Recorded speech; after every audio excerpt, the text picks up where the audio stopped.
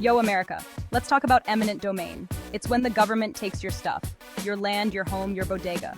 It's in the Constitution, Fifth Amendment, supposed to be for public use. Think roads, schools, stuff we all need. But hold up, it's not always that simple. Is a fancy new mall public use? What about a private company's pipeline? Things get messy. This ain't about if the government take your stuff.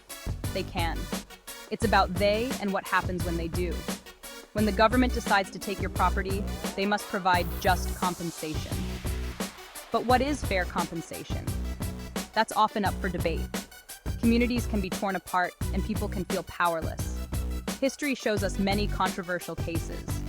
Legal battles can drag on for years, costing time and money. Sometimes the end result benefits the community. Other times, it leaves scars that never heal. It's a complex issue with no easy answers. So next time you hear about eminent domain, remember, it's more than just a legal term. It's about real people and real lives.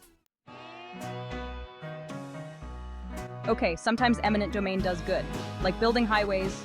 Imagine LA traffic without it. Yikes. Or schools. Got to educate the youth, right? Need land for that. Eminent domain can make it happen. Think about public parks, green spaces for everyone to chill.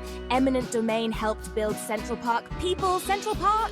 Point is, sometimes you gotta break a few eggs to make an omelet. But are we always making the omelet? That's the question. Let's talk about the Atlantic Yards project in Brooklyn. Huge development, new arena for the Nets. Sounds cool, right? Well, it displaced tons of people. Businesses shut down, a whole neighborhood changed forever. Did the project benefit the community? Some say yes, new jobs, economic boost. Others say no, they got played, lost their homes. It's complicated.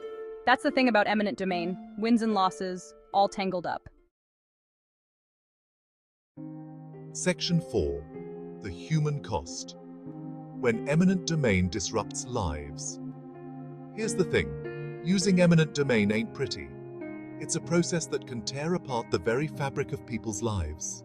Imagine the government knocking on your door saying, "Pack your bags, we're taking your house." It's a nightmare scenario for many.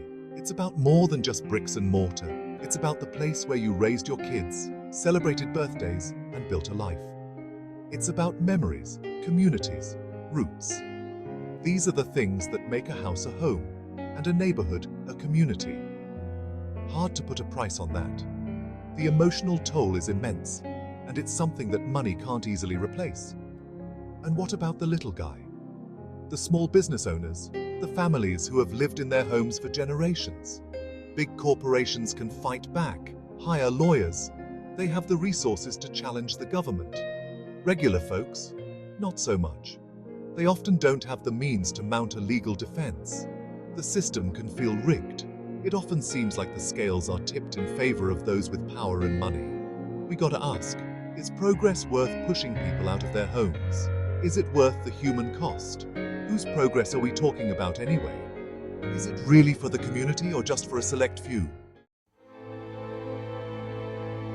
Section 5. Case Study. The controversial use of eminent domain in New London, Connecticut. Remember New London, Connecticut?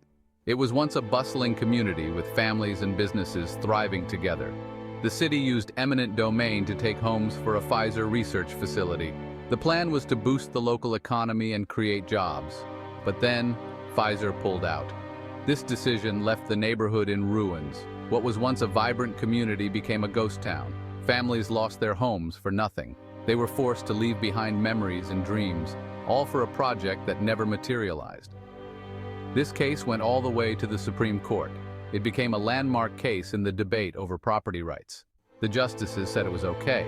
They ruled in favor of the city, stating that economic development was a valid reason for eminent domain. That's how messed up the system is. Residents were left feeling betrayed and powerless. New London became a cautionary tale. It serves as a stark reminder of the potential consequences of eminent domain. A reminder that eminent domain can be a wrecking ball, not just a tool. It can destroy communities and lives if not used responsibly. Section 6. Conclusion. A necessary tool with lasting consequences.